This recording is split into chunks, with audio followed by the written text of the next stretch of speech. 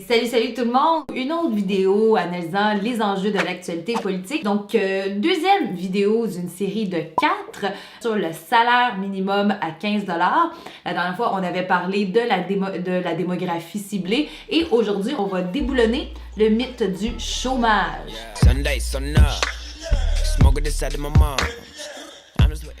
Dans la dernière vidéo, on parlait du portrait démographique des travailleurs pauvres et de comment est-ce que la hausse du salaire minimum à 15 $ leur serait bénéfique. Mais en même temps, la précarité financière puis la dignité, ça n'a pas vraiment rapport dans ce genre de débat-là, étant donné que l'objectif premier du salaire d'équilibre, c'est de ne créer ni chômage ni pénurie de travailleurs, même si à ce tarif-là, les gens vivent quand même dans la pauvreté.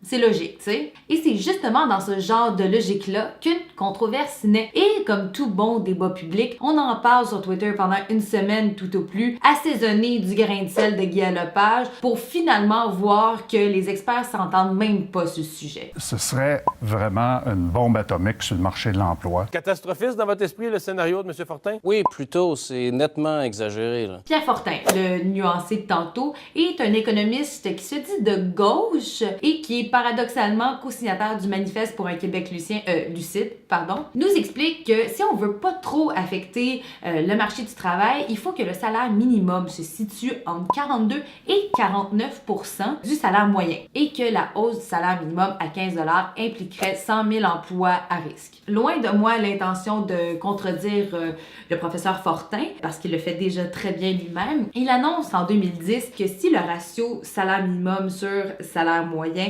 passait de 45 % à 46 %, on allait perdre 8 000 emplois au Québec. Depuis 2010, on vit dans l'angoisse avec un taux stable de 47 %. Ce qui, selon les calculs du professeur Fortin, aurait dû nous coûter 15 000 emplois. Précisons que ça ne s'est jamais avéré.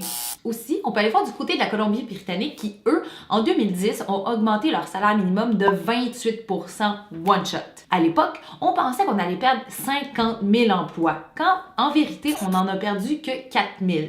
Même que l'année suivante, étant donné que le pouvoir d'achat de certaines personnes a augmenté, la consommation a augmenté et ça a créé d'autres emplois. Fait que finalement, après un an, il n'y avait plus de perte d'emploi.